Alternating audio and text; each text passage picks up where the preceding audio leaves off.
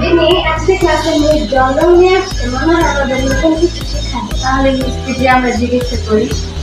Excuse me miss, yes, আজকে কি আমরা ক্লাসে নতুন কিছু শিখব?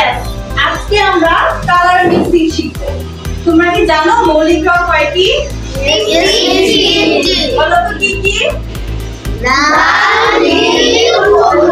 আচ্ছা, আজকে আমরা এই মৌলিক রংগুলো দিয়ে একাধিক কালার বানানো শিখব।